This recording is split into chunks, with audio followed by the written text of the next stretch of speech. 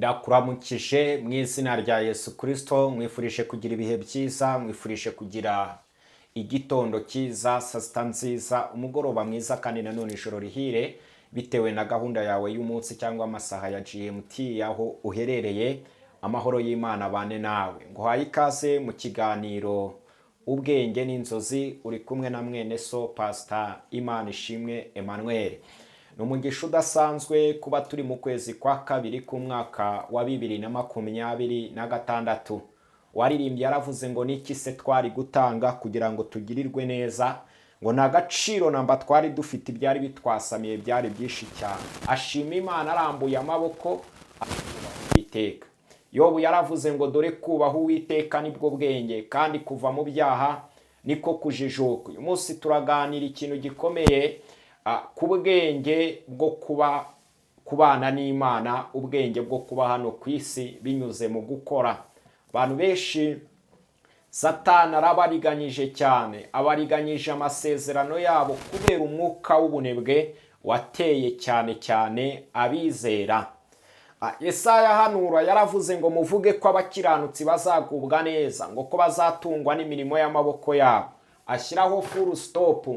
Paul yitegereza itorero rimwe ngo bari abanyamwuka cyane, ngo bavuga mu ndimi cyane, ari abahanuzi cyane, bafite impano y'ijambo, ariko gukora wapi. Arangije arabandikira arababwira ngo nimuzi ko udakora adakwiriye kurya. Ngo bari abantu buzura umwuka wera cyane, bakanga kugira ibyo bakora, bakanga guhinga, bakanga ndetse no gukora uturimo twabahesha umutsima. Ngo barangiza bakirirwa bahanura, umwe yavuga zomene, undi tisire, umva ukuntu ivuze. Ariko Paul arabitegereza aravuga ati ariko kuki mwanga gukora? Bakavuga ngo erega ejo Kristo azaza. Noneho Yesu ataze ejo, ugasanga umuntu yagiye gutera icyugazi n'impagarara ku muturanyi ufite ikintu yikoreye. Kera twebwe iwacu hari famiye zimwe n'amateka twakuriyemo, iyo wajyagayo batetse warakwitegerezaga bakavuga ngo uyu nguyu yaje gutunamiriza. Asanga abatesalonike itorero ryose batangiye kuba banebwe, asanga bababajwe n'ubukene, akajya avuga ngo erega mwishime iteka, mubibaho byose muhore mushima kandi munasenga. Kristo Yesu ahabwa icyubahiro cyane kubw'amagambo akomeye utazumvana undi uwo ari we wese, utazumvana umuntu wayakubwira wundi usibye umwuka w'Imana uguhishurire. Basi ukagira ikintu umenya. Bibiliya iravuga ngo ijambo ry'Imana rifite imbaraga. Iyo mbaraga y'Imana ikuzeho, niba uri umukristo ariko ukaba uri umunebwe udakora, biragoye ngo uzagire umugisha. Bibiliya iravuga mu gitabo cy'imigani, iravuga ngo uwubaha Uwiteka ingororano ze n'icyubahiro, n'ubukire, n'ubugingo. Akenshi isi iratujajinga, ab'isi bakatujajinga, natwe tukabajajinga twageze mu rusengero, aho batatwumva ngo bakatwitiranya kuko dusangira ibishyimbo. Kubera iki? Ni umwuka w'ubukene waguteye. Hanyuma bakanakubeshya ngo hahirwa abakene mu mutima yawe. Reka babwire, nta munezero w'umuntu ukene. Hari umugabo wavuze ngo biragoye ko umukene yabaho yishimye. Wakishima gute? Abana bakeneye minerivare, waburaye, bwacya mu gitondo wajya gusirimba, umutima ukajya ukubwira ngo sirimba vuba uze nkwereka inzara uburyo iri bukwice. Ugasanga abantu bamwe bahindutse abatekamutwe. Dushingiye kuri icyo cyanditswe Salomo yanditse mu migani, avuga ngo icyubahiro, ubukire hano mu isi, umuntu usenga Imana, umuntu wubaha Imana arakwiye kugira icyubahiro. Binyuze he? Mu gukora. Nago wakubahwa udafite abantu 10 byibura bakudipendinga, bati byibura turya kubera ko Pastor Imana ishimwe Emmanuel hari aka business yakoze, kandi nanone tunamwigiraho dukurikije ubuhamya bwe, dukurikije hard working afite yagize, dushobora kumwigiraho, aratwensipira. Abo bantu bazakuba. Ariko uyu munsi umuntu arazi inkweto yahengamye, ipantaro heruka kuyifura muri Nyakanga, nga umutwe umusatsi wamwereyeho, biragoye ko azavuga ngo Imana iravuze ngo abantu babyumve. Azahora asuzuguwe, ahora nipfunwe n'agahinda ngo abantu baramwanga bamwishyizemo. Zimpamvu bakwanga, wabuze ubwenge bwo gukora, none urakennye. Wongereho n'aya magambo Yesaya yavuze ati ibihe bizagera bigore, kurya bibi nambara, atari kuzabwira abakiranutsi ko bazatungwa n'imirimo y'amaboko yabo. Abagabo Imana kubwo gucumura kwa Adamu na Eva, abagabo Imana yatuvumye umuvumo samutayimu ushobora kutubera umugisha. Iratuvuma iravuga ngo umugabo azarya yiyushya kuya gututubikana ko mu maso he niko kuzamuhesha umutsima. Uzasanga umuntu atatutubikanye yirirwe yateje impagarara, yatangiye ari umuhanuzi w'ukuri kubera kuko akura nuko arushaho kunguka, cyangwa gukura niko arushaho kunguka famiye, arabyara, bizagenda gutya, azakenera bezuwe nyinshi, basic needs azakenera nyinshi. Akene usanga umuntu wari umuhanuzi w'ukuri yahindutse umuhanuzi w'ibinyoma kubera ubukene. Usanga umuntu nari kuramya Imana ari kuramya abadiyasipora cyangwa abareka mwe. Nimba ushaka kuvugira Imana ukuri, iga gukora, iguha umugisha. Hari umugabo umwe bigeze baseka twagiye mu butayu, atubwiza ukuri, atubwira Yesu. Umugabo njya mukumbura cyane, arangije arenzaho akantu kandi karanamotiva, numva aranyensipiye. Haba ngo ndababwiza ukuri, Imana narakoze imodoka ndi buyigendemo. Abantu bamwe baravuga ngo atwirariyeho, ariko ngiye icyo nagendeyeho ndababwiza ukuri, mfite imodoka ndi buyitayemo. Ati nawe ndi busabe, ndi no gutura mu byihorere. Aranavuga ngo nanakozweho, nabonye abantu birirwa abafite inzara ndi buze kubafasha. Mbega ibintu byari biryoshye aho hantu, nubwo abantu bavuga ngo bacajinze yiyemeye, ariko umuntu afite ishingiro. Ariko tuze turebe uyu munsi abanyamasengesho b'iwacu, abiwanyu sinzi uburyo bameze wowe uri kunyumva. Abiwacu iyo bakubonye kuri umudiyasipora, iyo bakubonye ko ufite akazi wize, bakwikundirizwaho rimwe na rimwe, bakajya bakubeshya kubera yuko ufite agasuru, ukaba warashatse uri umugabo cyangwa uri umugore, ko wibagiwe impeta cyangwa utayambaye, bakavanga Imana irakubakiye, kumva arakubeshye kandi wubatse. Kubera iki? Ni indambi yakubonyeho kugira ngo ugire icyo umumarira. Ni umunebwe, si umukozi. Bene nk'ujya umubwira ati wazashatse uturimo tw'amaboko ukareka kubeshya, ko byibura wajya uza ukatubwira ngo iyo umuntu akoze arunguka, ibyo bikatubera byiza. Ukanarenzaho uti gukora wubaha Imana bigira inyungu nyinshi, Imana ihabwa icyubahiro. Ariko njyewe abakristo bamwe na bamwe tujya tubipfa, ariko sinzarambirwa kubivuga. Nimba Imana ivuga ngo turi abakristo, nitwe munyu w'isi, ntidukwiye gukayurwa n'ubukene. Hakuzi gukayuka ubukene bukagufata neza, ugasanga uri umunyu ngo ntacyo ukimaze, ngo ahubwo ngo uyu mukristo wakayuka ngo bawujugunya hasi bakawukandagira, bakawukandura. Watangiye uri umunyu uryohera abantu, ariko kubera yuko uko kuryo utaguharaniye, kubera yuko iryo jambo ritabaye ihame mu buzima bwawe ngo ukomeze ubaryohere, binyuze mu gukora, binyuze mu kubaha Imana. Ubwo nibwo bwenge Imana ikeneye ngo abakristo, abarokore tumenye, dusenge tunakora, twuzura umwuka wera dufite amabizinesi, twuzura umwuka wera turi ku musozi wa politike, twuzura umwuka wera turi ku musozi wa social media. Umuntu nakureba avuga ati byibura uriya muntu ndafata nomero ye ansengere mubwire ikibazo. Ariko uyu munsi umuntu araka nomero, eida uramutuburira, eida urashaka kumusambanya, kubera iki? Nta kindi ukora, uramuzanaho ibyirari ryawe. Imana iturengere cyane, kandi Imana irushaho kutugirira neza cyane. Icyo Imana ishaka nuko tumenya ubwenge bwo kuvuga ngo imigisha yo mu gakiza k'Imana, ngo kubw'ubuntu twarayihawe. Ngo twayihawe ryari? Ngo igihe twihannye ibyaha. Nimba warihannye ibyaha, n'ubu ufite icyubahiro hano mu isi, ufite ikibazo. Niba ufite ubukire hano mu isi, umaze njya nangara gasanga umuntu arakennye, aravuga ngo njye maze imyaka 25 mu gakiza. Mu myaka 25 habe n'urubuto na rumwe yigeze yera, habe n'iterambere na rimwe. Rega Imana ninegurizwa izuru. Yakobo aravuga ngo niba ubuze ubwenge ubusaba Imana itanga itimana, izabugwa. Nimba ndekuvuga ubwenge bwo gukorera Imana kandi ufite akantu, ni isezerano ryacu n'urubyaro rwacu ko nituguma muri yo, amagambo yayo akaba muri twebwe, ngo dusabe icyo dushaka cyose tuzagihabwa. Dusabye umugisha kubera ab'Imana, dusabye ubwenge ku bantu bamenye Imana ariko bakagira ubujiji bukomeye bwo kwinterpreta Bibiliya nabi, bwo kuyinterpreterwa nabi, bakayinterpreta bakababwira ngo bene Roni, abo ni bene Roni. Imana itugirire neza cyane. Ngo ni abatambyi bo mu nzu y'Imana ngo ibizabatunga ngo bizaturuka ku gicaniro cy'Imana. Ariko se wowe uri uwo mu muryango wa he? Basi tuvuge ko twese ari Bibiliya. Hari umuntu ushobora kunyumva ngo pasiteri ngo Bibiliya urayivugurusha, ariko unyumva neza aramenya yuko ndimo ndavuga ukuri.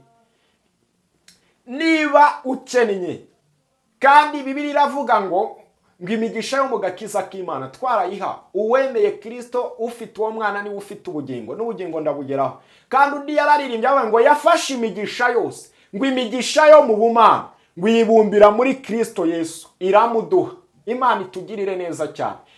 Nimba mfite Kristo muri iki gihugu aho mbaye isi yose ngomba kwigiriramo umugisha. Uko umuntu ambona ndashima Imana. Abantu bambona mujye mwandika comment mumbwire uko narindi kera twitwaye amazina y'amahimbano bigenda bihinduka uko biri biruta mbere. Wewe bitewe n'urwego uriho ushobora kubona ko nta cyahindutse, ariko abo twari turi ku rwego rumwe barabibona ko cyahindutse. Kandi nanjye ndavuga ngo uko biri biruta ryari imbere. Umuntu nahinduka ni gute umuntu, reka babwire, nimba ushaka guhinduka Imana ikakuryohera igagukoresha amaboko yawe, saba ubwenge bwo gukora.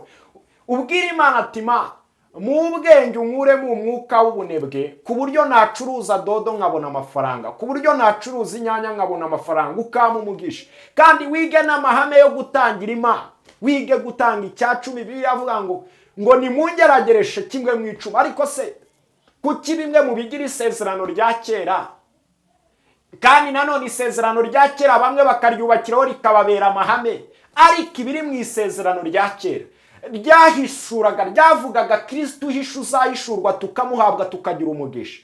Kuki bimwe mu byirengagiza ibindi mukabizana mu isezerano rishyashya? Ariko isezerano rishyashya ryo rirabikemura ngo twese turi abami n'abatambyi b'iby'ubwami bw'Imana. Niko Petero yavuze ngo yaratuzuye abari bapfuye tuzize ibyaha byacu n'ibicumuro byacu, ngo iduhindurana abazima na Kristo. Ngo none uyu munsi ngo turi abami n'abatambyi b'iby'ubwami bw'Imana. Uri umutambyi wakitambira iby'ibyaha byawe Imana ikakubabarira. Imana itugirire neza cyane kandi irusheho kudushyigikira. Ni gute umuntu abaho nta cyubahiro afite kandi aseba? Mubyibaze. Nshobora kwemera ko Imana ikurekaho gatoya, nkunda Yesaya ajya bisobanura ngo mbaye nkuretseho gatoya, bacura intwaro nyinshi zo kukurwanya, ngo ariko nta n'imwe izagira ikigutwara, ngo uzagukoraniraho wese ngo azagwa ari wowe wazize. Ni igisubizo cyiza ko ufite icyubahiro ko nawe waguhangara. Imana itugirire neza. Icya kabiri Salomo yavuze aravuga ngo ubukire, avuga icyubahiro, ubukire buva mu gukora. Ni isezerano ryacu. Abantu rero nibasoma iki cyanditswe bacyumve ngo gututubikana ko mu maso hawe niko kuzaguhesha umutsima. Ariko ugasanga umuntu yigize umunebwe, ni umusore arimo arasaza, ni umugabo, ni umujeni, afite amaboko yo gukora, akirirwa mu masengero. Reka nkubwire, ayo masengesho atarimo gukora ni ubusa. Nicyo Paul yabwiye Abatesalonika ati mwirirwa mubuyera, mudakora, mudahinga, hari ibintu byo gukora. Kuki muyoberwa ubwenge? Aranavuga ati nimukore gato konyine murebe ko Imana itabaho umugisha. Kuko yumvaga umuntu wubaha Imana, divine connection, aba destiny helper bazagufasha ariko bafite icyo bahereyeho. Uzarebe umuntu ugufasha bikamunezeza, ni umuntu ugufasha akabona byibura icyo yagufashije witeje imbere. Cyangwa hari ahantu uri kugera, ariko wa muntu uhora uhereza none wari nurira ngo abana banyirukanye, kumva umuntu arasenga ngo abana birukanye ku ishuri, akakuganyira ngo tumaze iminsi 2 tutarya, ngo tumaze amezi 3 nta kintu niki. Kandi afite amaboko, ni muzima, bombi ni bazima, ni umugore n'umugabo, babyaye abana nabo bahindutse ibirara. Kwako nicyo umwana yakwigira. Hakabandi batangiye bacukura amatuwarete banasenga, bagatangira bahinga imirima y'abandi, bagatangira bakora mu mashopu y'abantu. Hunabakiri. Ubu hari abantu hano batera comment mbere yuko mvanga tugasobanura inzozi z'umunsi tukigenera, akakubwira ati ngewe natangiye nkorera abandi none ubu ndikorera, Imana yamaye umugisha. Ati kandi ikindi niza amahame yo gutangira Imana, aho umuntu aba ari umukristo, ari umuntu w'umugabo afite imyaka guhera 18 kugera kuri 50, agitura igiceri cya 20 kandi agahaguruka ari fier, yinjije amafaranga menshi. Ariko bamubwiye ngo gutura ngo pasiteri se ndamutura menshi ngo bigende gute? nazi amahame y'icyacumi n'amaturo, nazi guturira Imana, nazi gutangira Imana, nazi kubiba habe na gato. Araturana n'abashonji batatu akabati nibashaka bapfa. Imana ibamushyize imbere. Ariko agahora aganya. Reka nkubwire n'ikintu gituma abantu batinda aha. Ntabwo bazi amagambo Salomo yanditse mu Migani igice cya 11 umurongo wa 25. Avuze ngo umunyabuna azabyibuha kandi uvomera abandi nawe azavomerwa. Icya gatatu yavuze hahandi rero. Yaravuze ngo ubukire, icyubahiro n'ubugingo. Abantu benshi bahamye ku bugingo kandi ubugingo si ubwa none. Ubugingo nubwo mu bundi buzima. Ubu buzima turimo tugomba kubugiramo icyubahiro nk'abera b'Imana. Tugomba kubugiramo ubukire nk'abantu bamenye Imana. Umuntu yakigisha ku bukire ngo reka ibyo ni by'abapagani. Ngo Matayo 5 Yesu azamuka umusozi yerekana beatitude people, yerekana bahiriwe, abantu bahiriwe abaribo, avuga ngo hahirwa abakene mu mitima yabo. Umukene nuko agira ubwenge bwo guharanira ngo akire. Nta kindi umukire arwanya ni ubukene. Nta n'ikindi umukene yagakwiye kurwanya ni ukurwanya ubukene binyuze muri hard working kugira ngo Imana ihe umugisha imirimo y'amaboko yawe. Uyu munsi abanga ngo nuko Imana yamamagaye ngo niwe muhamagaro wanjye. Komeza muri uwo muhamagaro uzakena usuzugurwe, cyakoze cy'ubugingo urabubikiwe nubwo mu bundi buzima. Ubugingo tubuhabwa twapfuye. Ntabwo ubugingo tubwizereramo turi bazima, ariko tuzinjira mu bundi buzima nibwo tuzahabwa ubugingo. Abantu bubashye Imana. Amen. Nimba udaharanira ibyo bintu, kubahwa, gukira, urajurime ngo icyubahiro ni oya. Kuba wubaha Imana ni icyubahiro cyayo. Kuba yaguha umugisha ukarangurira mu Bushinwa ugahura n'umuntu ukavuga ati inzu wagukiza byose. Imana yamaye message tugiye kuzaganiraho mu gihe kiri imbere. Buri nimugoroba bivuga ngo abantu bararushe ariko wabaruhura ni Yesu. Urakwiye kumenya ubwenge bwo gukora, abana bawe nawe bakiga heza. Wakora bigakunda. Watangira ukora ikiye tukabona igishoro cy'amacyo ukabwira Imana ati Imana mu mugisha. Ngewe ndababwiza ukuri nasizwe n'Imana yaranoranyije insiga amavuta igikombe kiraseseka. Ndabihamya n'umutima wanjye kandi n'ijuru rirabihamya. Amafaranga yose uzabona ukavuga ngo hari ikintu wabonye ugiye gukora utitaye kuba guseka. Koromi uzamamagara imusengere natura umugisha muri ayo mafaranga. Mwigisha amahame yo gusanga umushumba wawe akagusengera, mwigisha amahame yo guturira Imana. Nutagira umugisha mu myaka 7 izabiri imbere, uzamamagara umbwiye ngo ndashaka kuza kubi wawe ukajya ungaburira. Nzakugaburira niba utaragira umugisha, ariko wubahirije ayo mahame yo gukora ariko kubaha Imana. Ubwenge bwo gukora ukubaha Imana bibyara inzozi z'ubukire, bibyara inzozi z'icyubahiro, bibyara gusoza kw'inzozi z'ubugingo. Ukazaba mu gitaramo cy'abera kandi ijuru rigahumura muri wowe, udashonje, udasuzuguwe. Imana ikakwihesherezaho icyubahiro. Tugiye gusobanura inzozi, Imana ikugirire neza. Hari ikiganiro umwanzi yarwanyije nari nazisobanuyeho, ntibyagenda neza bitewe n'ibyuma dukoresha. Imana uyu munsi nibwo yashimye ko tuzisobanura. Mwari mumaze iminsi rero mutabona ikiganiro cy'ubwenge n'inzozi. Suko tuba twacitse intege, tugomba kubikora. Hari ababikurikira kandi bakabyumva. Imana ibahe umugisha. Kurota inozi cyangwa ikiguri cy'inzozi, cy'inozi kigutera. Inozi, kurota inzozi, inozi. Irose inozi, izo nzozi, kurota inozi, izo nzozi ni inzozi mbi cyane kandi ni inzozi z'igitero cy'abadayimoni. Igitero simusiga ku buzima bwawe, ku mitekerereze yawe, ku rugo rwawe, mu kazi kawe. Ni abadayimoni babi baba bashaka kwangaza umuntu ngo abeho nk'umusasi, kandi baba bashaka kugukura mu mwanya urimo. Nimba wari uri mu rugo barugusohoremo, nimba wari wubatse ubanye neza n'umugore wawe bagutanye kandi uzasigare wicuza ko ari abadayimoni bateye icyo kintu. Yego, hari mushuti wanjye niwe wambwira ati wambwira kurota inozi. Ndamusobanurira ndavuga ngo ngomba kuzasobanurira n'abandi bajya babona izo nozi zibatera ugasanga warose inozi. Menya ngo ni umwuka w'abadayimoni, ni igicaniro cy'abadayimoni, abarozi ndetse n'abapfumu. Imigambi mibi cyane ku buzima bwawe n'abawe. inyura mu buryo umwe akaba yasara, ikindi cya kabiri ikaba yatatanya umuryango, uwo mwuka ugatatanya umuryango, abana ugasanga ku buryo n'umwana waba warabyaye akwihakana akakwita umurozi. Ni umwuka mubi ushobora kuza uri guteranya abantu, guteranya umugore n'umugabo, ku buryo ushobora no gutera uburwayi bwo mu mutwe, cyangwa ukaba wanasara ukiruka ku gasozi. Nta kindi ukora ni ugusenga Imana ukavuga ngo Mana, iki kiguri cy'Inozi nubatse igicaniro cy'amasengesho, ukaba ku gicaniro ugasenga kugira ngo kirwanye icyo kiguri cy'abadayimoni. Baba ari abadayimoni benshi bashobora kwinjira mu buryo buri economique, finance, mariage, urubyaro, ugasanga nyine cyaje ari igihuri cyose, akazi ugasanga bya bintu byose urabitakaje, amabanki agateza cyamunara. Uwo mwuka nimba ukuriho wararose izo nzozi, ndagusengeye icyo gicaniro cy'abadayimoni, icyo kiguri cy'abadayimoni ndagisenyesha imbaraga z'Imana mu izina rya Yesu. Urisivinga uvuge ngo amen. Izo nzozi ni inzozi mbi cyane zisaba gusenga. Hari undi muntu wambwiye ngo ari kurota arya. Akenshi hari igihe urota urya mu buryo bubiri. Satani ashobora kwiyoberanyiriza mu nzozi zo kurya. Yambwiye ko yarose ari kurya amafi. Ndagira ngo nimba dukurikira nzamubwira ati nubwo utambwiye, yaranyandikiye ngo kutambwiye, ariko nzamubwira ko namuyoboye.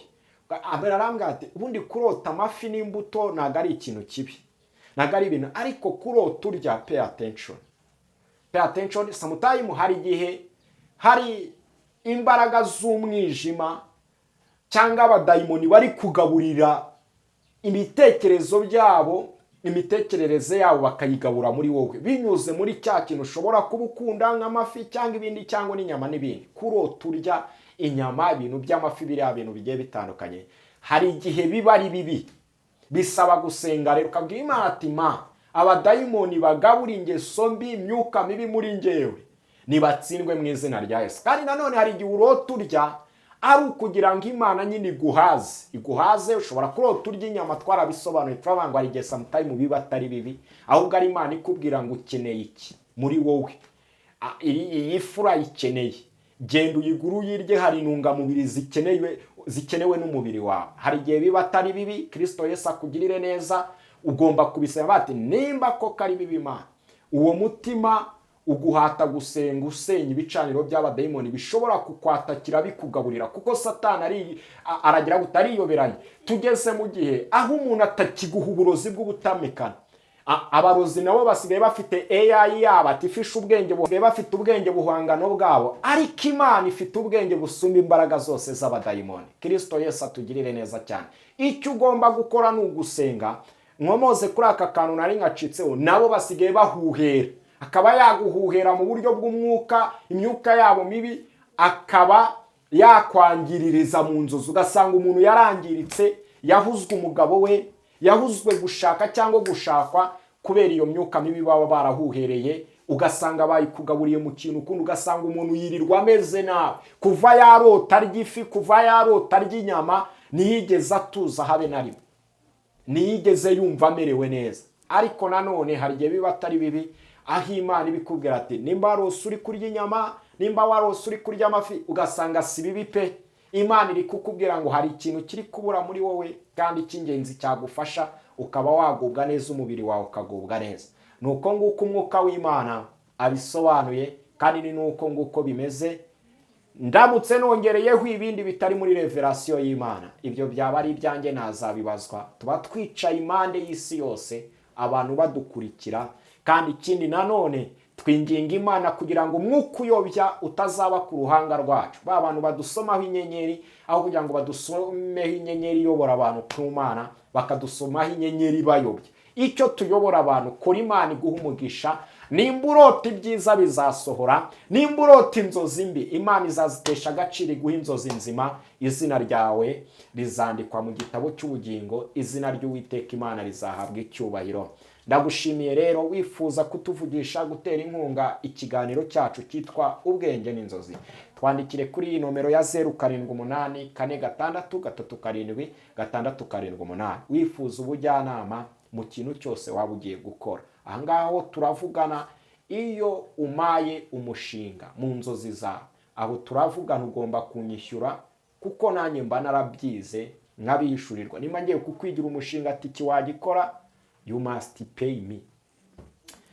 Yego, kandi nihuje n'inshuti zishaka gutera inkunga ikiganiro cyacu. Nuko abantu batajya babyumva bagashaka ngo nimuduhe, oya, mudutere inkunga, dukora ibintu byiza, tuganiriza abantu, tubagereho, ibintu bizabasaba. Kristo Yesu abagirire neza, imbaraga z'Imana zikorane nawe. Shalom, shalom, shalom.